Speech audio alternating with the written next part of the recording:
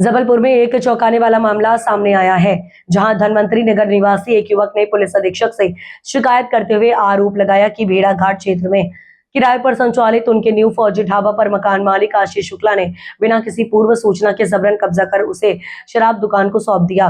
पीड़ित के अनुसार 11 माह के वैध किराएनामे के बावजूद 20 अप्रैल की रात आरोपी अपने साथियों और शराब कंपनी के लोगों के साथ ढाबे पर पहुंचे, जहां उन्होंने तोड़फोड़ कर सामान बिखेर दिया और तैयार भोजन तक फेंक दिया। विपिन का कहना है कि इस घटना में 3 से 4 लाख रुपए का नुकसान हुआ है, साथ ही 12,000 रुपए नगद भी गायब है, जिससे उनके साथ काम कर रहे 5 कर्मचारियों की रोजी रोटी पर भी संकट हो गया है। पीड़ित ने 112 और शिकायत करने के बावजूद कार्रवाई न होने का आरोप लगाते हुए संबंधित लोगों पर FIR दर्ज कर कड़ी कानूनी कार्रवाई की मांग की है। कहाँ है? हम लोग तेवर से आए हुए हैं। तेवर कूलन के पास मेरा ढाबा है, मेरा न्यू फौजी ढाबा, जो 11 महीने के एग्रीमेंट में था।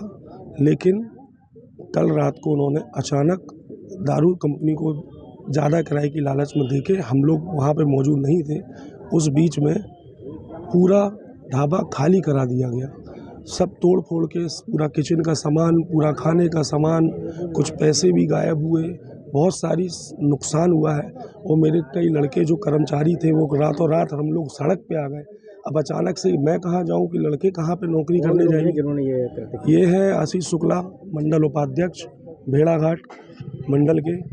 उसी कारण ना रात को पुलिस ने हमारी वहाँ पे सुनवाई की, इसलिए मजबूरन हमें SP साहब के पास आना पड़ा। कितने साल का एग्रीमेंट था आपका? हमारा 11 महीने का एग्रीमेंट था, जो कि नवंबर में ख़त्म होना था, लेकिन अभी सिर्फ अप्रैल है। और अप्रैल थाने में गए थे तो क्या स्थिति? थाने में रात में हम 3 बजे गए, गेट लगा मिला। उसके पहले हमने 112 को बुलाए थे। उन्होंने बोला कि काम रोक दिया जाए, जब तक मामले की सुनवाई नहीं होती है तब तक आप कुछ नहीं करेंगे। लेकिन उसके बावजूद आज सुबह से वहाँ दारू बिकने लगी है। तो रात में थाने गए कि आवेदन देके थाने से बुला के लाए थे, तो थाने में गेट लगा मिला, जिसको हमने कई बार खटखटाया, नहीं खुले होने के कारण हम वापस आ गए। आज सुबह हम SP कार्यालय में SP साहब के सामने हमने अपना दुविधा लेके आए हैं। बस हमारी एक SP साहब से रिक्वेस्ट है कि उनके ऊपर उचित कार्रवाई करके हमें न्याय दिलाया जाए। आपके ढाबे में ऐसे कितने लोग थे जो बेरोजगार है? जाना भी 6 लोग बेरोजगार हो गए हैं। मैं रातों रात सड़क पे आ गया। वैसे ही मेरा ढाबा उतनी स्थिति से अच्छा नहीं चलता था, सहपुरा ब्रिज टूटने के कारण मेरे ढाबे का व्यापार आधा हो गया था। उस बीच में मेरे साथ और ये हुआ। अब मुझे मार्केट में भी, लोगों को भी, मेरे घर परिवार, मैं अपना जीवन यापन और ये सब चीज़ें करने के लिए अब असमर्थ हो गया। आपका नाम? मेरा नाम विपिन तंतवा है। मैं जन सुनवाई में पुलिस अधीक्षक कार्यालय में लगभग 95 आवेदन प्राप्त हुए हैं, जिसमें धोखाधड़ी संबंधी, मारपीट संबंधी, जमीन विवाद संबंधी, FIR दर्ज नहीं करने संबंधी और आपस में जो पड़ोसियों के छुटपुट जो विवाद है उसके संबंधी शिकायतें प्राप्त हुई है। सभी शिकायतों को थाना प्रभारी और राजपत्रित अधिकारियों को भेजा गया है। जो बुजुर्ग आवेदक थे उनकी शिकायतों को यहाँ आलम्बन, हाँ, पिता पुत्र भी आए हुए थे और कई ऐसे शिकायत आए हैं जिसमें पुत्र ही तंग कर रहे हैं। कई महिलाएं आई जिसमें बेटा बहू उसको घर से निकाल दिए हैं। ऐसी सभी शिकायतों को हम अपने यहाँ आलम्बन शाखा में सुनते हैं और उसमें त्वरित न्याय हम बुजुर्गों को देते हैं।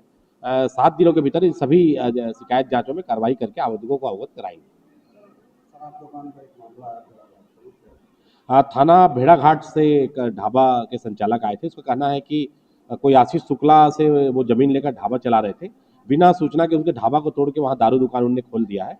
ये घटना स्थल तेवर की है, तो TI भेड़ाघाट को इसको हमने भेजा है और उसमें मौके की तस्दीक की जाएगी और अगर उसमें कोई तोड़ फोड़ और कोई क्षति की गई है तो इसमें अगर सही पाए जाने पर FIR दर्ज किया जाएगा।